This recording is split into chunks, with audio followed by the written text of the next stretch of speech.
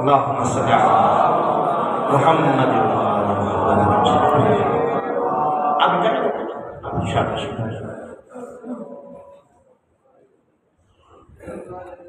عبادت کی قبولیت کے لیے بلند ترین صلوات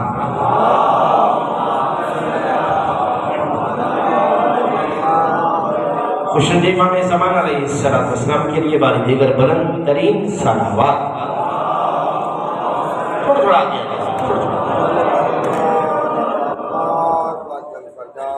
آگے بیٹھنے سے دو مجلس کے ثواب ملتے ہیں، ایک اپنی مجلس کا اور ایک دوسرے کو جگہ دینے کا ثواب ملتا ہے۔ اور آگے آ جائے صلوات پڑھیے بلند آواز سے۔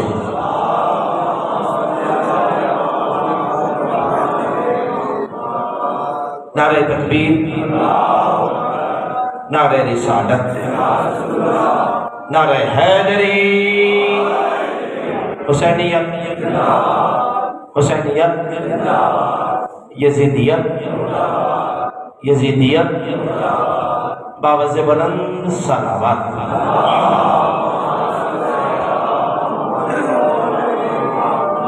ماشاءاللہ ولا حول ولا قوة الا باللہ العلی العظیم۔ اعوذ باللہ من الشیطان اللعین الرجیم۔ بسم اللہ الرحمن الرحیم۔ الحمد للہ رب العالمین، الصلاة والسلام علی السید المکی المدنی العربی والعجم، قیل فی شانہ وما ارسلناک الا رحمتا للعالمین۔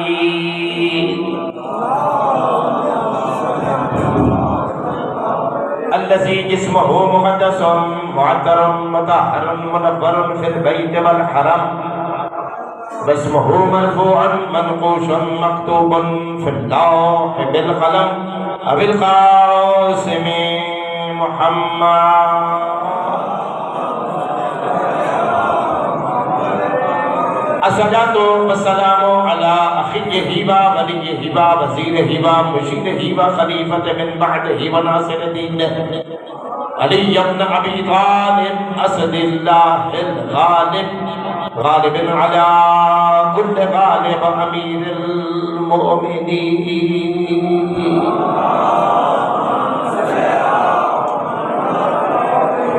الصلاة والسلام على السيدة الطاهرة المطهرة التقية النقية المشرفة المقدسة الشريفة النبيلة فاطمة الزهراء سيدة نساء العالمين،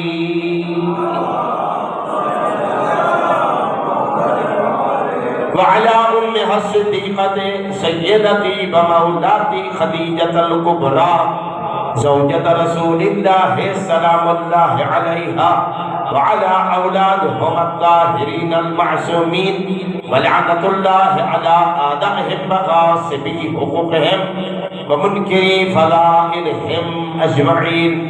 أما بعد، فقال سبحانه وتعالى في كتابه المبين، بسم الله الرحمن الرحيم، إنا أنزلناه في ليلة القدر، وما أدراك ما ليلة القدر، ليلة القدر خير من 1000 شهر، تنزل الملائكة والروح فيها بإذن ربهم من كل أمر، سلام هي حتى مطلع الفجر۔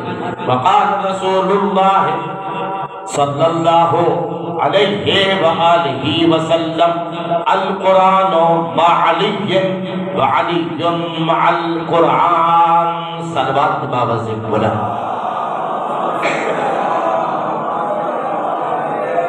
دوستو، بزرگوں، بھائیوں اور عزیزوں، چونکہ شب ضربت کی مجلس عزا ہے اور میں نے آپ کی خدمت میں سورہ القدر جو قرآن کا معروف سورہ ہے، جس کے بارے میں فرمان معصوم علیہ السلام ہے کہ جو شخص 5 نمازیں پڑھتا ہے اور 5 میں سے کسی نماز میں بھی سورت قدر کی تلاوت نہیں کرتا تو بعید نہیں ہے کہ اس کی 5 نمازیں رد کر دی جائیں،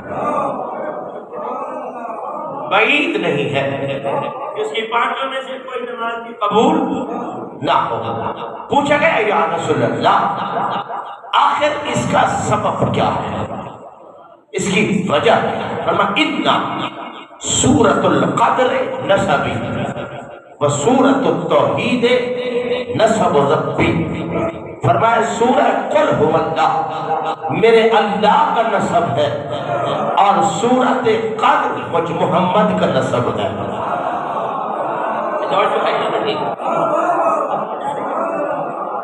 اِنَّا أَنزَلْنَاهُ فِي لَيْلَةِ الْقَدْرِ، بے شک ہم نے قرآن کو نازل کیا لیلۃ القدر میں۔ فما ادراک ما لیلۃ القدر، اور کسی کو کیا ادراک کہ لیلۃ القدر کیا ہے۔ لیلۃ القدر خیر من 1000 شہر، یہ لیلۃ القدر 1000 مہینوں سے افضل ہے۔ یہ لیلۃ القدر 1000 شہر سے افضل ہے۔ جب اس کا معنی کیا جائے گا رات تو پھر شہر کا معنی کیا جائے گا مہینے، اور اگر لیلۃ القدر کا معنی کوئی اور کیا جائے گا تو پھر شہر کا مہینہ شہر کیا جائے گا، مہینہ نہیں کیا جائے گا، چونکہ معصوم کا فرمان ہے لِكُلِّ آیَةٍ زَہْرٌ وَلِلدَّهْرِ 70 زَہْرًا وَلِكُلِّ آیَةٍ بَطْنٌ وَلِلْبَطْنِ 70 بَطْنًا، کہ ہر آیت قرآن کا 70 ظاہر ہے اور 70 باطن ہے۔ گویا ایک آیت قرآن کی 140 تعویلیں ہیں، اور یہ بیان کون کر سکتا ہے؟ وَمَا يَعْلَمُ تَعْوِيلَهُ إِلَّا اللَّهُ وَالرَّاسِخُونَ فِي الْعِلْمِ، قرآن کی تعویل وہی کر سکتا ہے جن کی چوکھٹ پہ قرآن نازل ہوا ہو۔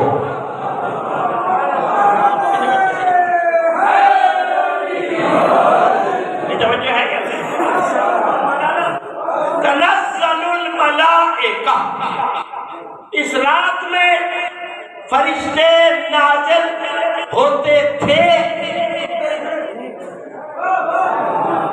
توجہ چاہتا ہوں، یا رسول اللہ کے زمانے میں نازل ہوتے تھے یا اب بھی ہوتے ہیں؟ تو سوال یہ پیدا ہوتا ہے کہ فرشتے کہاں نازل ہوتے ہیں؟ میں خدا کے لیے توجہ چاہتا ہوں۔ صحابہ کرام رضوان اللہ علیہم اجمعین نے پوچھا یا رسول اللہ یہ فرشتے لیلۃ القدر میں کہاں نازل ہوتے ہیں؟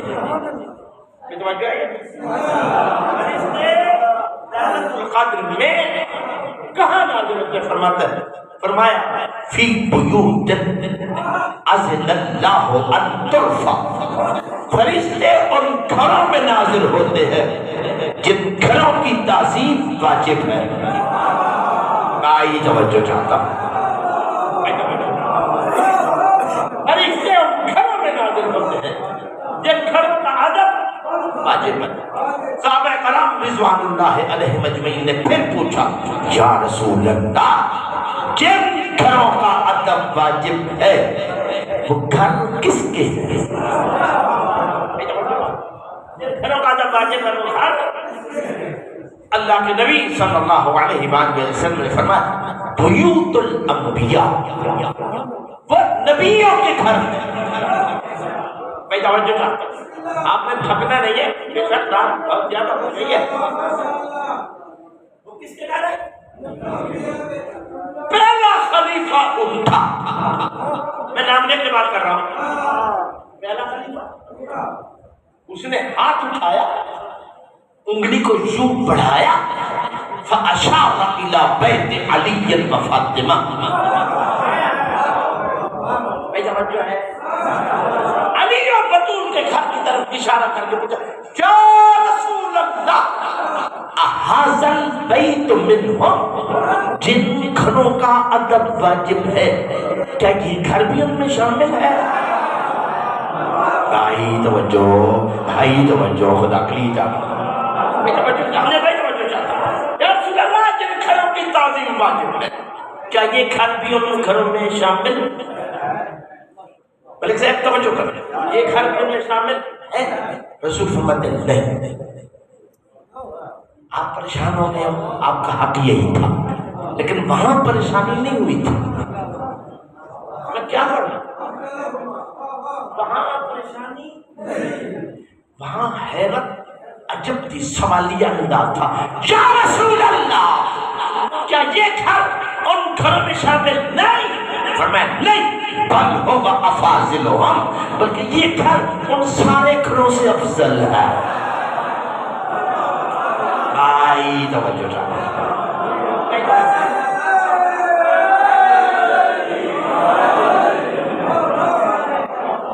یہ گھر نبیوں کے گھروں سے افضل ہے۔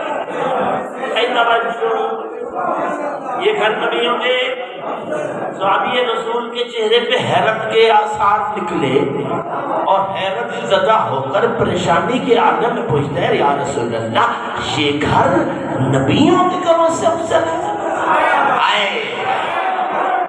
یہ گھر نبیوں کے گھروں سے افضل ہے۔ نبی فرماتے ہیں میرے صحابی اگر تو پریشان ہو ہی گیا ہے تو میں تیری تھوڑی سی پریشانی اور بڑھا دیتا ہوں۔ نہیں توجہ ہے یا نہیں؟ سوال کیا تھا کیا یہ گھر نبیوں کے گھروں سے افضل ہے؟ فرمایا صرف نبیوں کے گھروں سے نہیں، میرے گھر سے بھی افضل ہے۔ جاگنا کھانے والا خدا کے لیے صرف نبیوں کے گھروں سے نہیں، مجھ محمد کے گھر سے بھی افضل ہے۔ عزت زہرا کی قسم، صحابی رسول کی آنکھوں سے خون اتر آیا اور پریشان ہو کے بولے یا رسول اللہ آپ سید الانبیاء، آپ امام الانبیاء، آپ کے گھر سے بھی علی بطول کا گھر افضل ہے۔ فرمایا اس لیے افضل ہے کہ نبیوں کے گھروں کا ادب ان کی امتوں پر واجب ہے، لیکن فاطمہ کے گھر کا ادب مجھ محمد پر بھی واجب ہے۔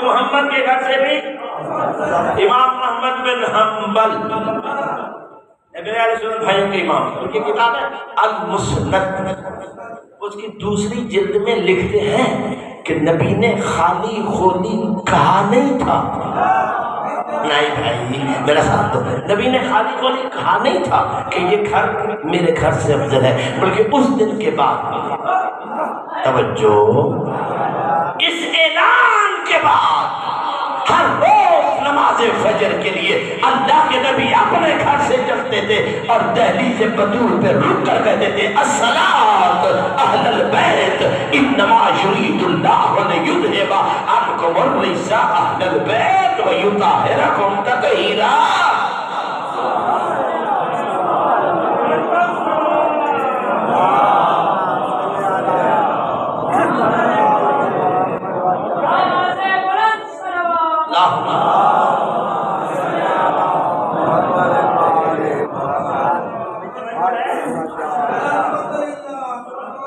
اب سوچ سکتے ہو تو سوچنا کہ جو گھر اتنا بڑا ہے،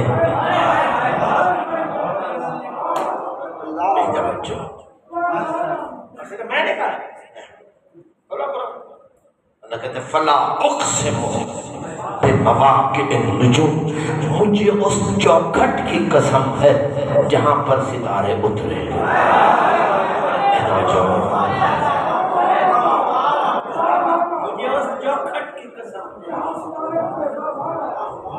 ارے بھائی نام تو خدا نے نہیں لیا، ہم بھی نہیں لیتے۔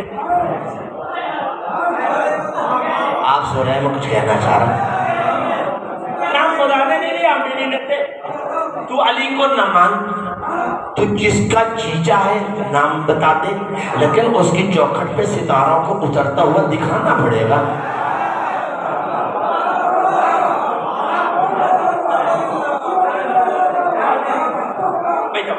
وَإِنَّهُ لَقَسْمٌ لَوْ تَعْلَمُونَ عَظِيمٌ۔ اللہ کہہ رہے ہیں اگر تم صاحب علم ہو تو یہ چھوٹی موٹی قسم نہیں ہے، قسم اتنی بڑی ہے جتنا بڑا میں اللہ ہوں۔ نا نا نا نا، قسم اتنی بڑی ہے جتنا بڑا میں اللہ ہوں۔ قسم ہے چوکھٹ کی، کھانے والا ہے اللہ، اور اللہ کہہ رہا ہے یہ قسم اتنی بڑی ہے جتنا بڑا میں۔ چوکھٹ گھر کا بہترین حصہ، چوکھٹ گھر کا بہترین حصہ، جس پہ دشمن بھی نگاہ، دشمن کی بھی نگاہ، دوست کی بھی نگاہ۔ چوکھٹ سے بلند ہوتی تھی دیوڑی، اور دیوڑی تب ہوتی تھی جب پردے کا رواج تھا۔ آپ ناراض ہو گئے؟ نہیں یہ بات ناراض ہونے والی تھی۔ سلوات پڑھ لیں بلند آواز سے۔ ایک صاحب نے مجھے پوچھا کہ علامہ صاحب ہر دوسرا بچہ ہسپتال میں پیدا ہوتا ہے۔ میں نے کہا جب ڈولیاں بازار میں ہوں گی تو بچے ہسپتال میں پیدا ہوں گے۔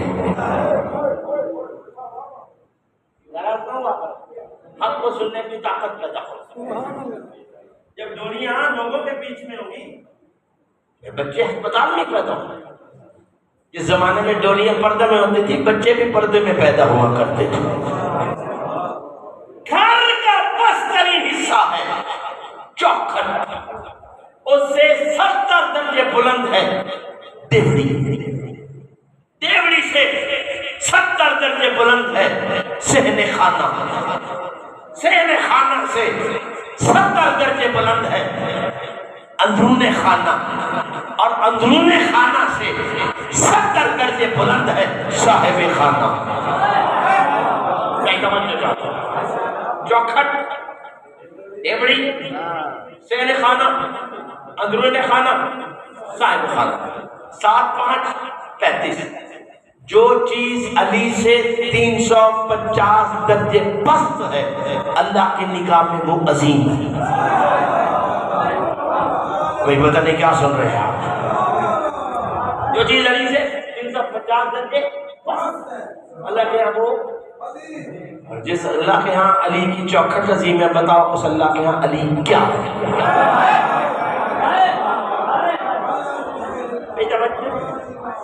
میں نے تو نہیں کہا تھا، رسول نے کہا القرآن معالی وعلی، زمان و مقام کی قید نہیں ہے کہ کب کب علی قرآن کے ساتھ ہے اور کب کب قرآن علی کے ساتھ ہے، کہاں کہاں علی قرآن کے ساتھ ہے اور کہاں کہاں قرآن علی قرآن کے ساتھ۔ توجہ ہے یہ؟ ہمیں سب سے پہلے یہ دیکھنا ہوگا قرآن کی ڈیٹ آف برتھ کیا ہے۔ نہیں توجہ بھائی، کہ قرآن کی عمر کتنی؟ اگر قرآن صرف امتیں پہلے ہیں تو امتوں سے پوچھو کہ قرآن کب سے ہے۔ نہیں توجہ بھائی، اگر نبی قرآن سے پہلے ہیں نبیوں سے پوچھو کہ قرآن کب سے ہے۔ اگر ولی قرآن سے پہلے ہیں ولیوں سے پوچھو کہ قرآن کب سے ہے۔ اگر فرشتے قرآن سے پہلے ہیں تو فرشتوں سے پوچھو قرآن کب سے ہے۔ جب پتہ چلے گا کہ قرآن کب سے ہے تب پتہ چلے گا کہ علی کب سے ہے۔ بھائی توجہ ہے، جس پر قرآن نازل ہوا وہ فرماتا ہے اللہ کے علم میں تھا قرآن، علم خدا سے لوح محفوظ پہ آیا، لوح محفوظ سے جبریل کے ذریعے قلب رسول پہ آیا، اور نبی کہہ کیا رہا ہے؟ قرآن علی کے ساتھ ہے۔ اور علی قرآن کے ساتھ ہے۔ اگر قرآن علم خدا میں تھا تو علی بھی علم خدا میں تھا۔ قرآن لوح محفوظ پہ آیا تو علی بھی لوح محفوظ پہ آیا۔ قرآن جبریل کے ذریعے قلب رسول پہ آیا، علی بھی دل رسول میں تھا۔ نہیں آپ نے توجہ نہیں کی، میرا جملہ ضائع ہو گیا۔ دل رسول میں تھا تو شب معراج پوچھا یا رب خاطبنی ام علی، اے پروردگار مجھ سے تو بول رہا ہے یہ میرا بھائی، مجھ سے تو بات کر رہا ہے یہ میرا بھائی؟ تو جواب قدرت آیا انی اطلع قلبک، حبیب میں تیرے قلب سے آگاہ ہوں، مطلع ہوں۔ دو معنی کیے جا سکتے ہیں، میں مطلع ہوں یا میں نے مطالعہ کیا، اور سے دیکھا وَلَمْ أَجِدُ فِيهَا إِلَّا علی، اور میں نے تیرے دل میں سوائے علی کے کچھ دیکھا ہی نہیں ہے، سوائے علی کے کچھ پایا ہی نہیں ہے۔ تو میں نے سوچا جس دل میں علی ہے کیوں نہ علی کی زبان میں بات کر دی جائے۔ میں تو اختلاف پہ جب لگتا ہوں، میں خدا کے لیے جاننے کی کوشش کرتا ہوں، میں نہیں کہتا، رسول کہہ رہا ہے اول ما خلق اللہ النوری، سب سے پہلے اللہ نے محمد کے نور کو خلق کیا۔ میں خدا کے لیے جانا، اور یہ بھی رسول نہیں کہا تھا انا و علی من نور واحد، میں اور علی ایک نور سے ہے۔ گویا جہاں جہاں یہ نور تھا، نہیں توجہ فرما رہا ہے، تھک رہے ہیں تو میں چھوڑ دیتا ہوں۔ جہاں جہاں یہ نور تھا قرآن بھی ساتھ ساتھ تھا۔ میں خدا کے لیے جا رہا ہوں، صلب آدم میں آیا علی کا نور، قرآن ساتھ تھا۔ نوح کی پیشانی میں آیا، قرآن ساتھ تھا۔ ابراہیم کی زمین میں آیا، قرآن ساتھ تھا۔ خدا کے لیے جاگنے کی کوشش کرنا، آدم سے لے کر عیسیٰ تک یہ چلتا آیا انبیاء کی زمین اور اسلاف انبیاء علیہ السلام سے۔ آج جب بنو ہاشم کی نسل میں پہنچا حضرت عبد المطلب علیہ السلام کی پیشانی میں، تو یہ حصہ دو حصوں میں یہ نور بٹ گیا۔ آدھا صلب حضرت عبداللہ میں، آدھا صلب حضرت ابو طالب علیہ السلام میں۔ نبی نے یہ نہیں کہا کہ جہاں میں اور علی وہی قرآن۔ بھائی خدا کے لیے جاننے کی کوشش کیجئے، نبی نے یہ نہیں کہا کہ جہاں میں اور علی وہی قرآن، نہ فرمایا جہاں جہاں علی وہی وہی قرآن، جہاں جہاں علی وہی وہی قرآن۔ یہ نور علی صلب ابو طالب میں پہنچا، قرآن ساتھ تھا۔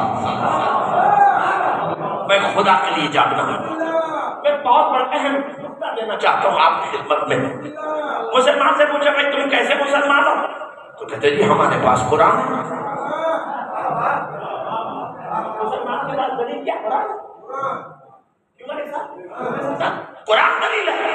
اچھا بھیا نبی تو دو چیزیں چھوڑ کے گئے تھے، انی تارکن فیکم الثقلین، کتاب اللہ و عترتی اہل بیتی۔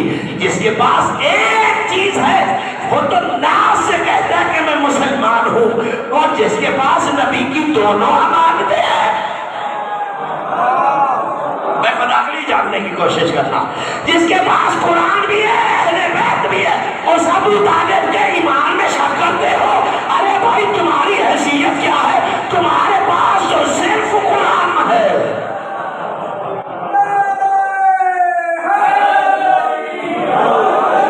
اور کیا انتظام توحید ہے اور کیا انتقام توحید ہے۔ دو جملے میں کہہ رہا ہوں، کیا انتظام توحید ہے اور کیا انتقام توحید۔ اگر ماننے والوں کی زبانوں پہ پابندی لگ بھی جائے تو اللہ کہتا ہے کہ میں علی کا ذکر رکنے نہیں دوں گا۔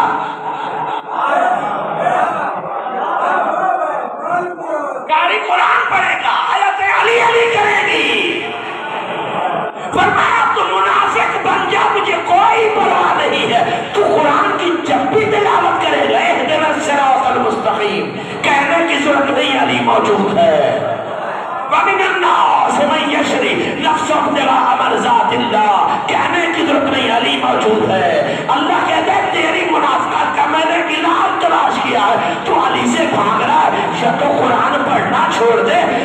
جب جب قرآن پڑھے گا تو قرآن پڑھے گا، آیت علی علی کرتی رہے گی۔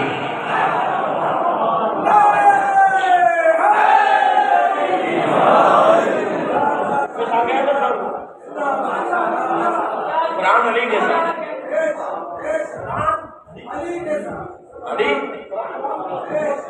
قرآن میں سوچتا تھا کہ میرے نبی کا فرمان ہے۔ آج کل تو ویسے بھی شبیں ایسی ہیں کہ لوگ رات بھر میں قرآن ختم کر لیتے ہیں، نہیں توجہ ہے یا نہیں؟ ہو رہا ہے، اس کا مطلب یہ نہیں کہ آپ پڑھنے چھوڑ دیں، قرآن پڑھنا صرف نبی والے کو زیبا ہے، آپ توجہ نہیں فرما رہے۔ اور پانچویں مولانا فرماتے ہیں کہ جو بندہ قرآن نہیں پڑھتا اسے پتہ نہیں کہ اللہ نے ہمیں شان کیا دی ہے، نہیں توجہ۔ اور معصوم فرماتے ہیں ہمارے شیعہ کی علامت یہ ہے وہ دن میں کم از کم 60 آیات کی تلاوت کرتا ہے روز، سو رہے ہیں تو جاگ رہے ہو تو توجہ۔ ہمارے شیعہ کی علامت کیا ہے؟ کم از کم روز تلاوت کرتا ہے، رمضان میں نہیں، روز، توجہ ہے۔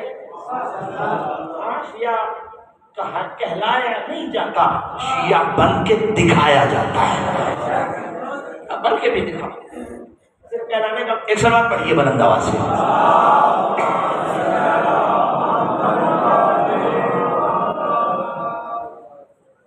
ایک اور سلوات پڑھنے بلند آواز سے۔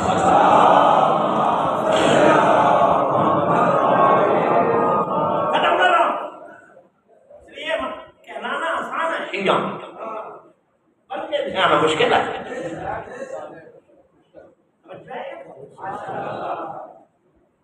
پانچویں نوازا کی بات کرا کہ بندہ ہے، سلام کیا، علیکم السلام، من انت من اینا، کون ہے، کہاں سے آیا؟ من البصرہ ومن شیعۃ علی، بصرہ سے ہم علی کا شیعہ، توجہ ہے، تو بالکل خاموشی ہو۔ مولا حسن علیہ السلام سر سے پاؤں تک دیکھا اور دیکھ کے ٹھنڈی سانس لے کے کہا تجھ میں میرے بابا علی کے شیعوں والی کوئی نشانی تو نہیں ہے؟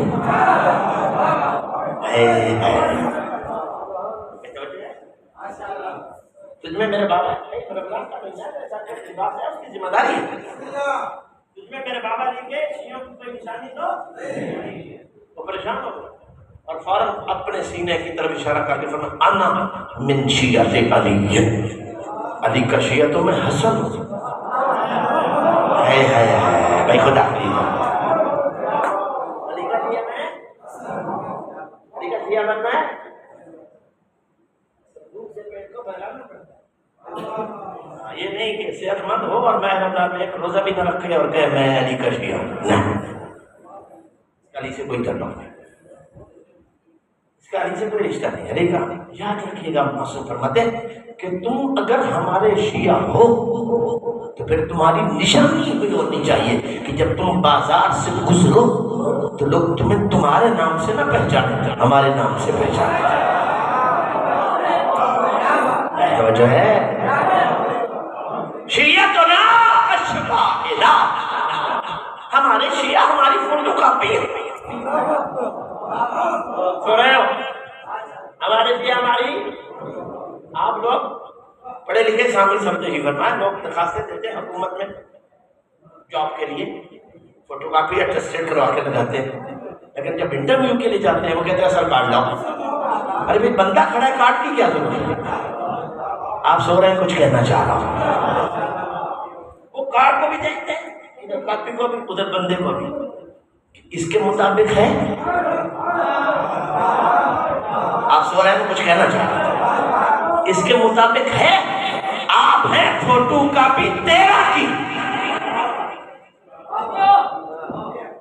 یہ گریبان کے کتنے بچے بولو، کیا بولو یار، بولنے کو تو پیسے لگ رہے ہیں، اتنا مشکل سوال تو میں نے نہیں کیا۔ مولانا آپ جمعہ پڑھاتے ہیں، کبھی جمعہ تو خود پہ آپ نے کہا کہ جلدی صاحب 4 بٹن لگاؤ،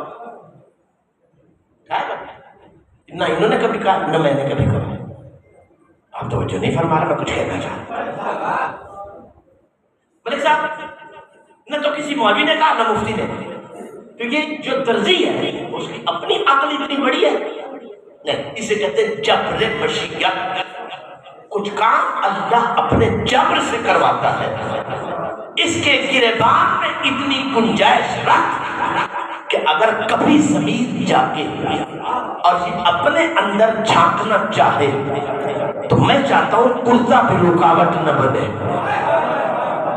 میں خدا کے لیے جاننے کی کوشش کرتا ہوں، میں کون ہوتا ہوں کسی پہ فتویٰ لگانے والا؟ ارے بھائی آج 19 کی رات ہے، رات کو جب گھر میں جانا اپنے گریبان کے بٹن کھول کر سر جھکا کر خود سے پوچھنا کیا تو علی کا نوکر ہے؟ جواب ہاں میں ملے تو شکر میں ساری رات گزار دینا، اور اگر نہ میں ملے تو اس رات سے فائدہ اٹھا، نوکر نہیں بن سکا تو بننے کی کوشش کر لے۔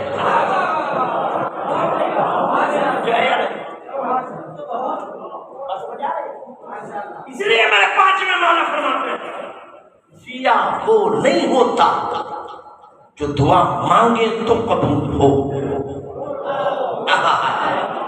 آپ سو رہے ہیں میں کچھ کہنا چاہتے ہیں؟ شیعہ وہ نہیں ہوتا جو دعا مانگے تو شیعہ وہ ہوتا ہے کہ جس کا چہرہ آسمان کو دیکھ لے تو اس کی دعا قبول ہو جائے۔ شیعہ وہ نہیں ہوتا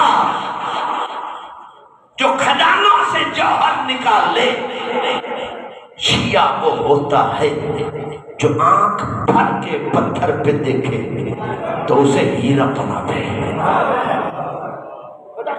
میں ایک دو شیعہ کی بات کر کے آپ کو تمام کرنا چاہتا ہوں، پیغام میرا دینا ذمہ دار ہے۔ توجہ ہے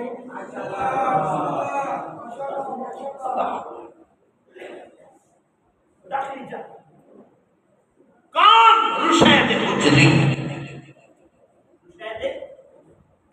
پورا وجود زخمی اور جنگل میں الٹا لٹکا ہوا، دیکھا ایک بڑھیا گزر رہی ہے، لکڑیاں اس کے سر پہ، آواز دی بڑھیا خیریت ہے؟ یہ لکڑیاں اتار، اس نے اتار یہ کپڑا کھول جو لکڑیوں سے باندھا ہے، اس نے کھولا، میرے نیچے پھیلا دو، توجہ میرے نیچے کیوں؟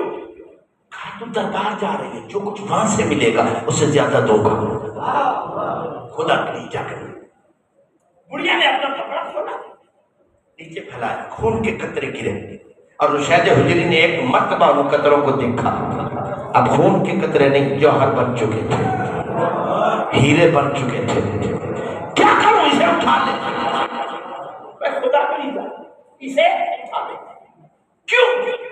دیکھ کے کہتے ہیں کافی وقت ہو گیا میں کسی کو علی کا ذکر سنا نہیں سکا چونکہ سننے والا کوئی نہیں تھا۔ میں خدا کے لیے جانتا جناب رشید حجری نے یہ نتیجہ دیا کہ علی والا زخمی ہو کے الٹا لٹک کے زندہ رہ سکتا ہے، علی کی بات کیے بغیر زندہ نہیں رہ سکتا۔ جناب آخری بات سولی پہ لٹکایا تھا، میں نے کمیز صاحب 3 دن تک زندہ رہا، 3 دن تک، ہاتھ کٹ گئے، بازو کٹ گئے، اعضاء کٹ گئے، جسم کٹ گیا، اور اتنے بڑے زخم کھانے کے بعد کون زندہ رہتا ہے؟ 3 دن زندہ رہتے، تیسرے دن ملکہ موت کیا پروردگار کیا کروں، کیا میں جب جب گیا میسم کی زبان پہ علی کا قصیدہ ہے، اچھا آگے آنے آ جاؤ سر، پروردگار میرے لیے کیا حکم ہے؟ میں جب جب گیا ہوں میسم کی زبان پہ علی کا قصیدہ، آواز قدرتی ملکہ موت جب تک میسم علی کا ذکر سناتا ہے تو سنتا رہا ہے۔ میں خدا کے لیے جاننے کی کوشش کیجیے تو جناب میسم نے یہ نتیجہ دیا کہ علی کا جو نوکر ہوتا ہے، علی کا جو شیعہ ہوتا ہے، وہ اعضاء کٹوا کے زندہ رہ سکتا ہے، علی کا ذکر کیے بغیر زندہ نہیں رہ سکتا، اور علی کے نوکر کی یہ پہچان ہوتی ہے جب جب چاہتا ہے زندہ رہتا ہے، جب چاہتا ہے موت کی آغوش میں چلا جاتا ہے۔ ایسے نوکر بنو علی کے، جب تک چاہو زندہ رہو، جب چاہو موت کو سینے سے لگا لو، موت نہیں مار سکتی علی والوں کو، موت ان کو مارتی ہے جن کا کوئی وارث نہ ہو. عید کی شب ہے، آج کی شب علی کی بیٹیوں کی یتیمی کی شب ہے. کبھی سوچا، کبھی غور کیا کہ مدینہ کی رہنے والی یہ مخدرہ کوفہ کیوں آئی تھی؟ خود آئی تھی؟ باپ نے بلایا تھا، حسن میری بیٹیوں کو کوفے لا، میں چاہتا ہوں کہ میری زینب میری شاہی دیکھے. یہ تو مقدر ہے علی کی بیٹیوں کا.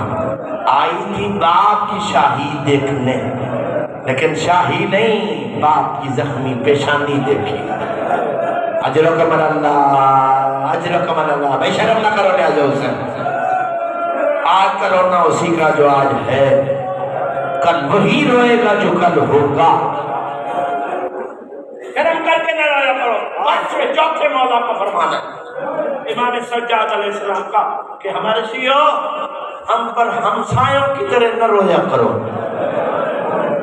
ہم پر اپنوں کی طرح رویا کرو. جب کوئی تمہارا رونا دیکھے تو سمجھ جائے اس کا کوئی اپنا مر گیا ہے. اللہ اکبر، اللہ اکبر. تقسیم تھی کبھی شام کی ملکہ کے پاس، کبھی چھوٹی ملکہ کے پاس. آج کی جو افطاری تھی علی مولا کی، آپ نے بھی افطار کیا ہوگا. آج کی افطاری چھوٹی بیٹی کے پاس تھی. افطار کے لیے علی تشریف لایا، دودھ کا جام دیکھا، نمک کا کٹورا دیکھا، اور ایک مرتبہ اپنی بیٹی کی طرف دیکھ کے کہا آپ میری زندگی سے واقف ہو، میں نے ایک وقت میں دو چیزیں کبھی تناول نہیں کی. بیٹی باپ کی بات کو سمجھ گئی، ارادہ کیا نمک اٹھانے کا. علی فرماتے نمک نہ اٹھا، دودھ اٹھا دے، دودھ اٹھا دے. خدا کے لیے رات کو سونے کی کوشش نہ کر، میں ہاتھ جوڑ کے منت کر رہا ہوں. خدا کے لیے آج رات نہ سونا. آج ساری رات علی کی بیٹیوں نے رات جاگ کے گزاری. اللہ اکبر. میں نے روایت پڑھی ہے کہ 13 انسان سے علی مولا نے اپنی شہادت کی خبریں دینا شروع کر دی. یہ 12 سے بات آگے چلی گئی. جب آدھی رات ہوئی نا، علی مولا نے اپنے گھر کے باہر تلواروں کی چھنکار کی آواز سنی. کہا حسن بیٹا جا کے دیکھ لیں یہ تلواروں کی آواز کیا ہے. حسن مولا آئے تو دیکھا کیا جناب حذیفہ یمانی ننگی تلوار ہاتھ میں ہے اور 40 جوانوں کو کہہ رہے ہیں جب تک ہم زندہ ہیں کوئی علی کی طرف آنکھ اٹھا کے نہیں دیکھ سکتا. خدا کے لیے جاگنے کی کوشش کرنا، خدا کے لیے جاگنے کی کوشش کرنا. حسن مولا گھر میں تشریف لائے اور کہا بابا اور کوئی نہیں، حذیفہ یمانی کھڑا ہے اور 40 تلوار والے ساتھ ہیں. علی مولا دروازے سے باہر آئے اور دیکھ کر پوچھا حذیفہ جی سردار میں کون ہوں؟ حذیفہ میں کون ہوں؟ آپ میرے امام ہیں. علی فرماتے امام ہو کے حکم دیتا ہوں واپس چلا جا. مجھے نبی نے بتایا تھا آج نبی کے وعدے کے پورے ہونے کی رات ہے، تو گھر میں چلا جا. حذیفہ کہتے ہیں میں گھر میں چلا تو گیا لیکن نیند کہاں آنی تھی. میں تکیے کی اوٹ لگا کے جاگ رہا تھا، اچانک آنکھ لگی کہ میری زوجہ نے مجھے جھنجھوڑ کے کہا تو سو رہا ہے. سن کیا آواز آ رہی الا قد قتل امیر المؤمنین. اجرکم اللہ، اجرکم اللہ، اجرکم اللہ، اجرکم اللہ. شرک کر کے نہ رویا کرو. ایک اللہ جبریل کی تھی تحدمت واللہ الکان الہدا قتل ابن عم المصطفیٰ. دنیا والوں ہدایت کا ستون گر گیا، ہدایت کا ستون گر گیا، محمد کا بھائی قتل ہو گیا. بس عزیزان گرامی خدا آپ کو سوا غم اہل بیت کے دنیا کے کسی غم میں نہ رلائے. وہ جناب حذیفہ کہتے ہیں کہ جو ہی میں نے یہ خبر سنی میں جلدی کی دوڑا مسجد کی طرف، لیکن میں نے ایک عجب منظر دیکھا. لوگ مسجد کی طرف جا رہے تھے، ایک شخص دوسری سمت جا رہا تھا. اب میں مسجد کی طرف نہیں گیا، میں اس کا پیچھا کرتے کرتے گیا، جا کر میں نے اس کا راستہ روکا اور پوچھا بھائی تو کون ہے؟ اس نے کہا میں مسافر ہوں اور کوفہ سے باہر جانے کا راستہ بھول گیا۔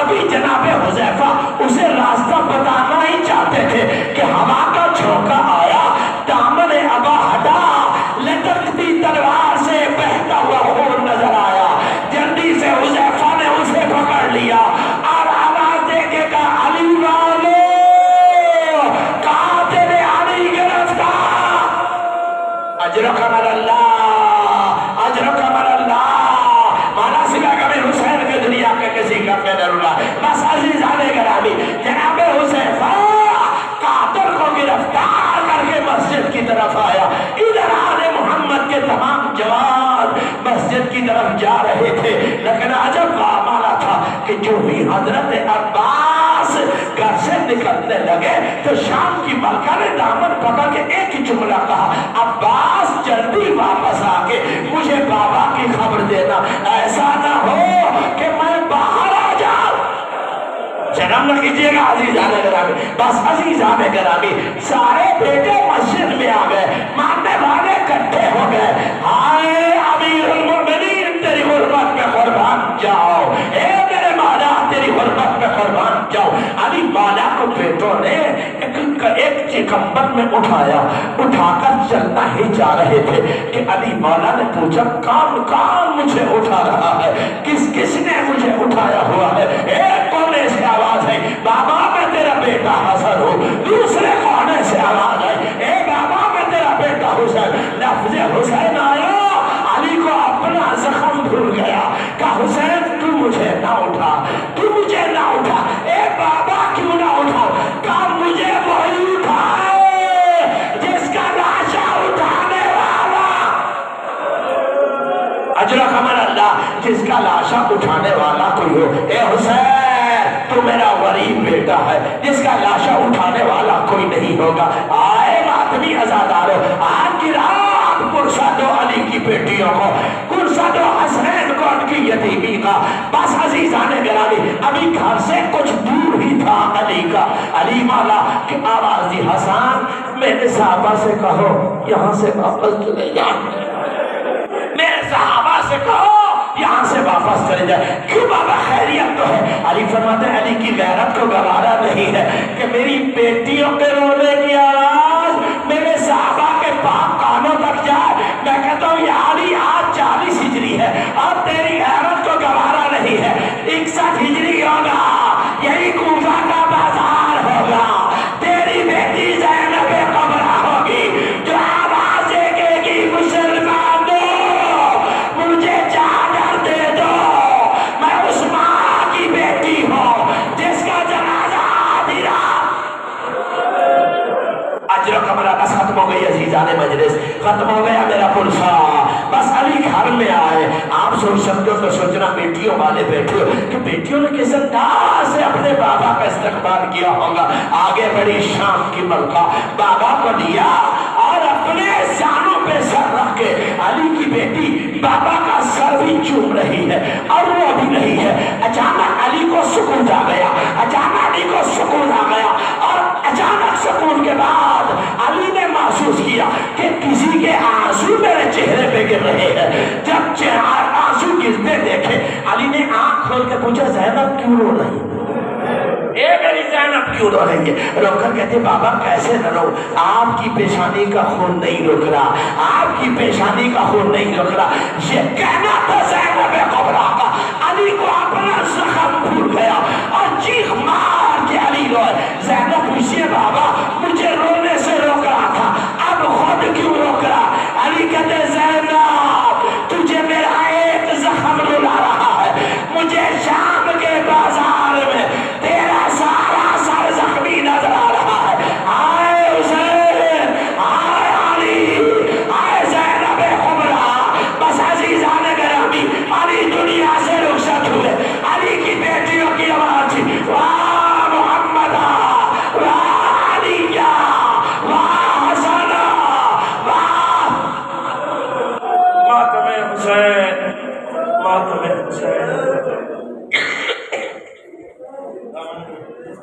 کامنی اللہم صلی علی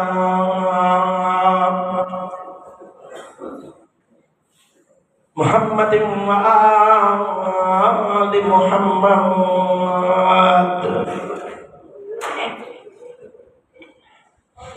پروردگار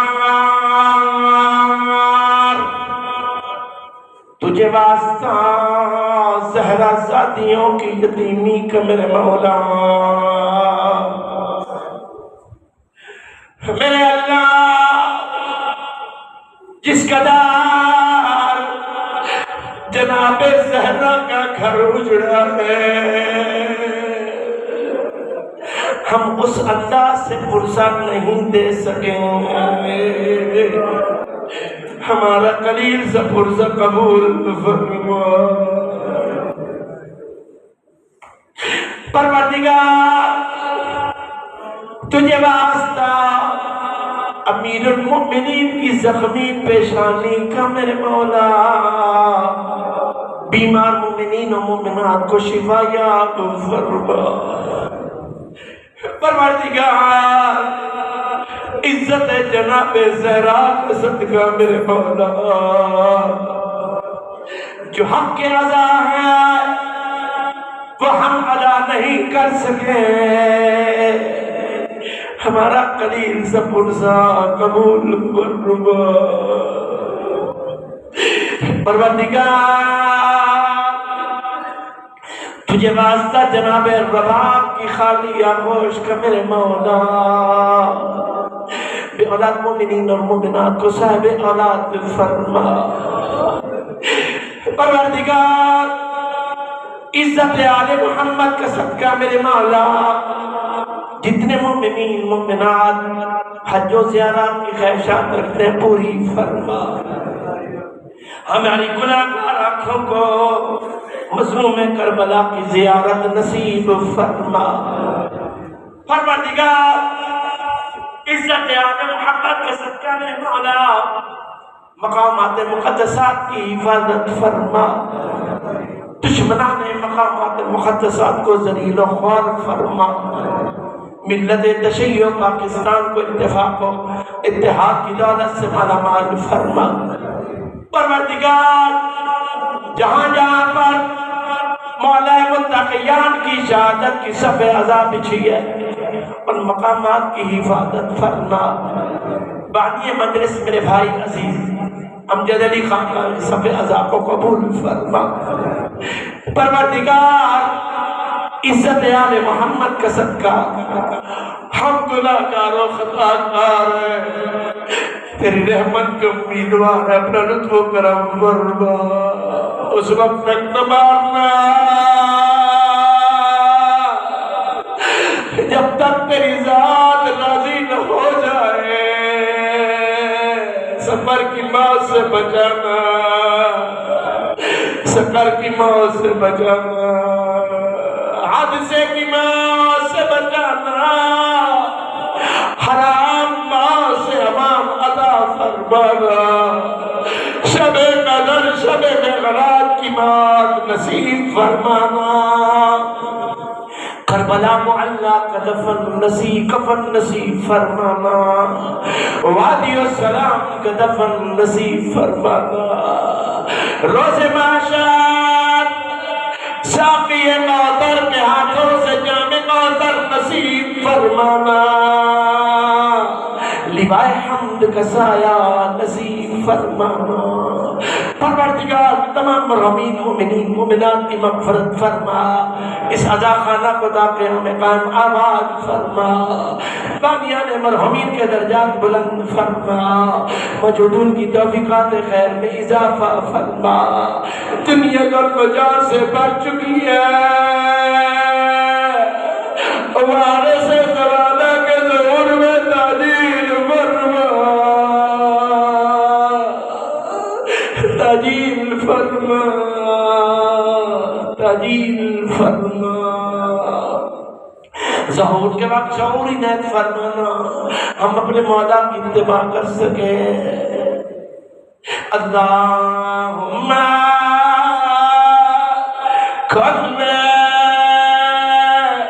وليك الحجة ابن الحسن صلواتك عليه وعلى آبائه في هذه الساعة وفي كل ساعة وليا وحافظا وقائدا وناصرا ودليلا وعينا حتى تسكنه الزكاة وتمتعه فيها طويلا برحمتك يا أرحم الراحمين وعلى أموات جميع المؤمنين والمؤمنات الفاتحة مع السلامات. اپنے اپنے مرحومین کے لیے بانی مجلس کے مرحومین کے لیے اور وہ مومنین مومنات جن کی دعا کے ہاتھ اٹھانے والا کوئی نہیں ہے ان کے درجات کی بلندی کے لیے التماس فاتحہ.